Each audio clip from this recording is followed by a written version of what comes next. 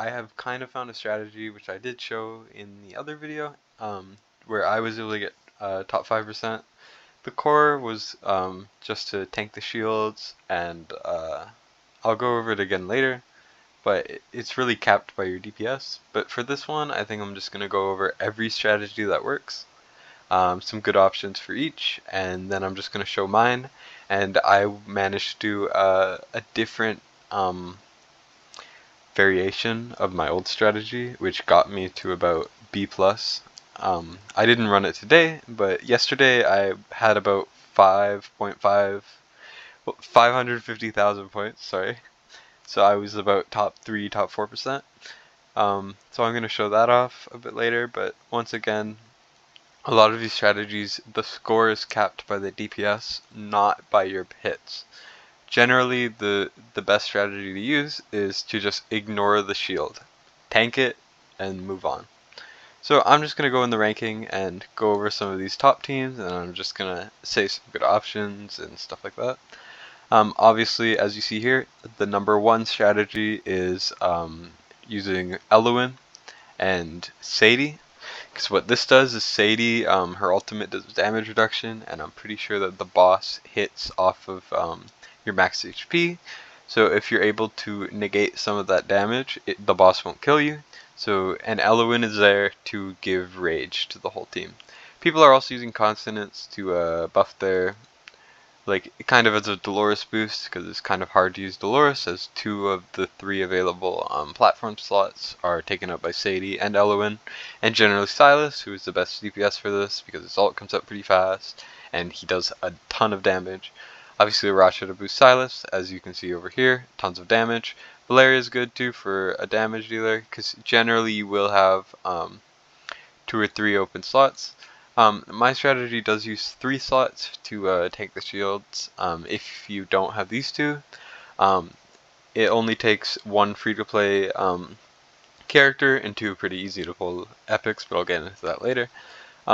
Anyways, if you go down, Deegs and this guy are both doing a strategy with King Hars, where he has some sort of a team, what's it called? He has like a team shield sort of thing on his Lord skill and all this stuff, and Eluin for rage just to get 1 ult on every shield cycle.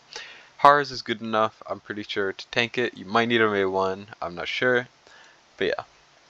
And then another strategy people are using, obviously in these top teams they're using other things, but I've seen a lot of people only do damage with Salazar. No support, no nothing, only Salazar. And it works really well because Salazar on its ultimate, you could do this with no support pretty much, like 60 million, and you could get to like B off the back of a well-built Salazar, because his ultimate has immunity frames. So if you time it well on every ultimate, whenever the shield, the guy is about to attack after his shield doesn't get broken, because obviously none of us can break the shields, he will dodge the damage and stay up the entire fight, because his ult comes back pretty fast, and you can build your team around him, which is pretty good. Obviously you can use Hollow and other options, there's a lot of Hars. And another thing you could do, obviously, which is the most intuitive and obvious thing to do, that not a lot of people are even able to do well because it's incredibly difficult because this boss sucks, is obviously multi-hit. Just multi-hit. Some good options I would say are, the best option probably, or at least one of the best, is Calypso, because she gets the seal stones, which count as extra attacks, and if you get her A5, which obviously probably none of us have her A5, every attack she hits 5 times, or 6 times actually with her A5. So she's pretty good. Tazira is also amazing for this. It's the first time I've ever seen Tazira be not completely useless.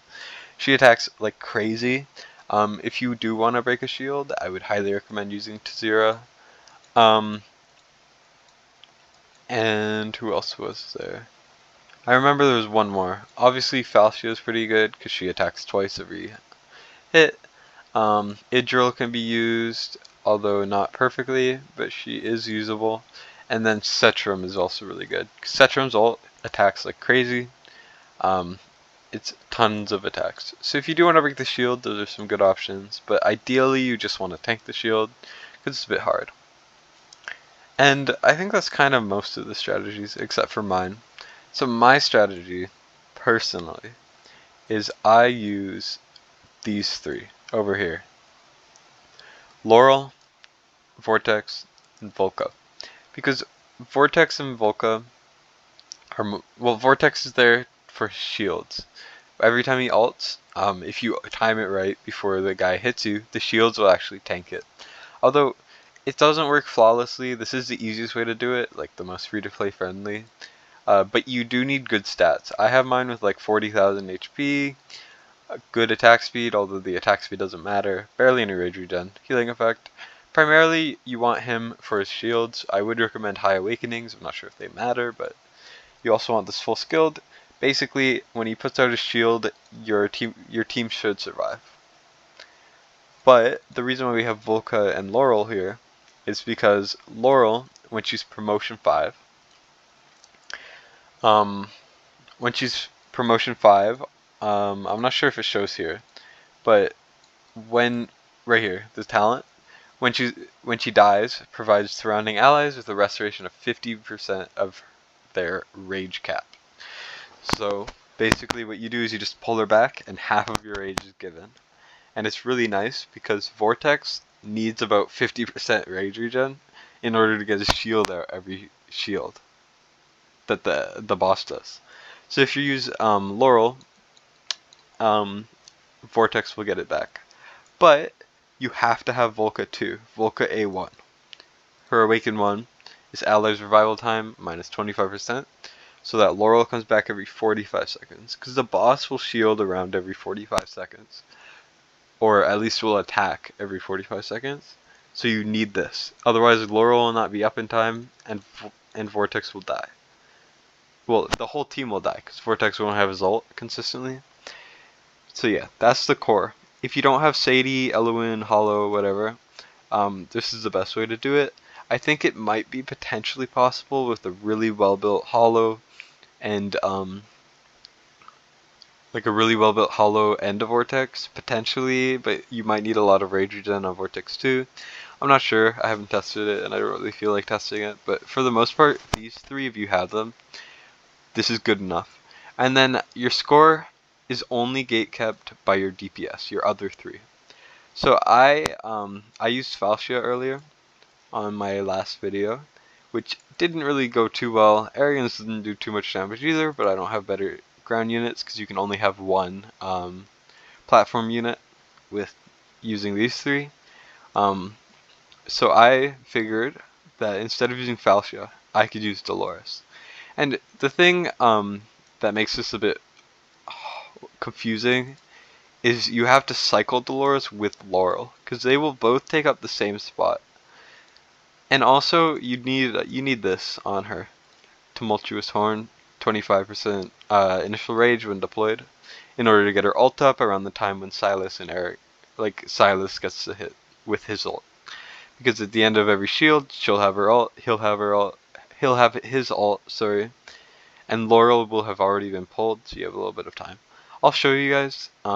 I should be able to get over 500,000 points with this because Silas is so broken and the Dolores cycle, but I don't really think I could do it consistently enough to just actually do it. So here's just going to be the auto.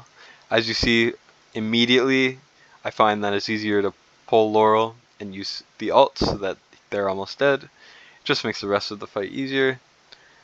But yeah, as you can see, because of Laurel giving Vortex his ult, he was able to tank the hit by just giving everyone a shield. So you don't actually need to break any of these shields. And the auto broke. RIP. Okay, sorry about that. I will manual the rest in a second. But yeah, the auto isn't consistently reliable because for some reason the autos tend to like to break and just stop working, which is a little annoying, but whatever. Anyways, so I pulled Laurel. I don't know if you guys saw. I pulled Laurel right there so that everyone gets their ults back. And now the shield will not get broken, and we can pop Vortex ult around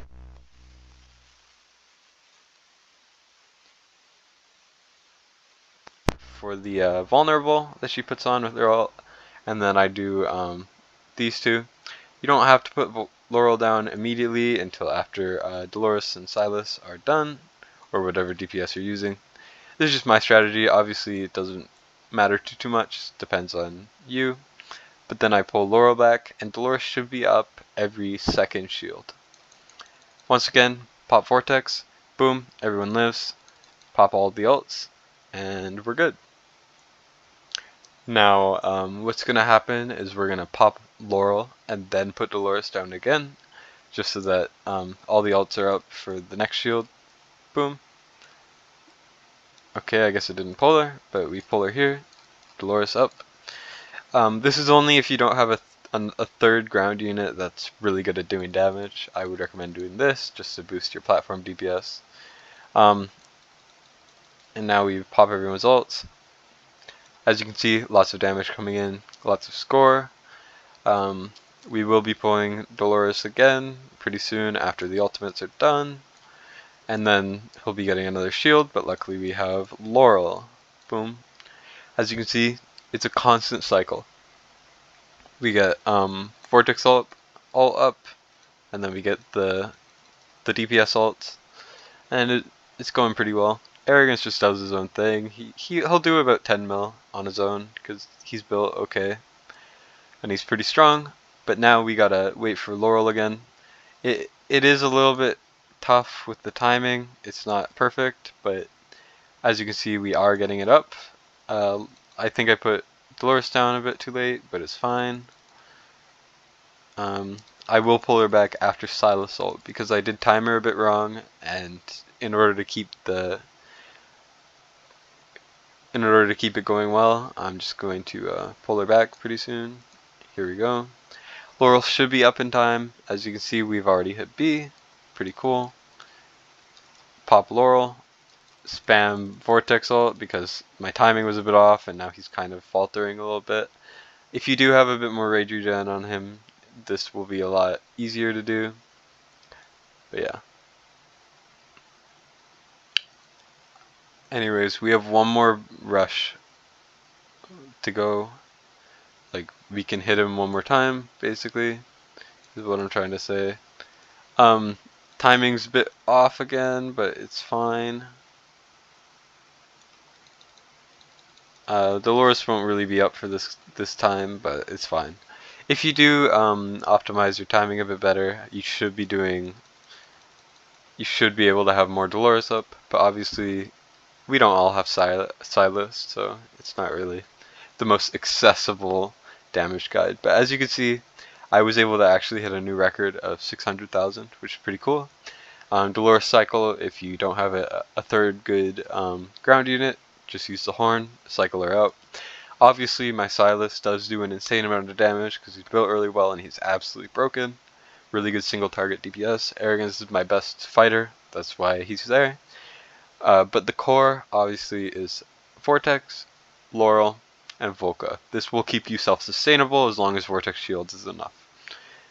And that's pretty much it. That's what I recommend, because obviously not all of us have Sadie, or Elowen, or King Har's A1, and stuff like that. So this is definitely the easiest way to do it. Hope this helped and was a little bit of a better guide than last one, because the last one was a little bit rushed since I just wanted to get it out to help as many people as possible as soon as I could. But anyways, hope this helped a little bit. As you can see, top 3%, which is pretty cool. I might be able to hit A soon, but I'm not sure. Anyways, hope you all have a great day, and I hope this helped. Ciao.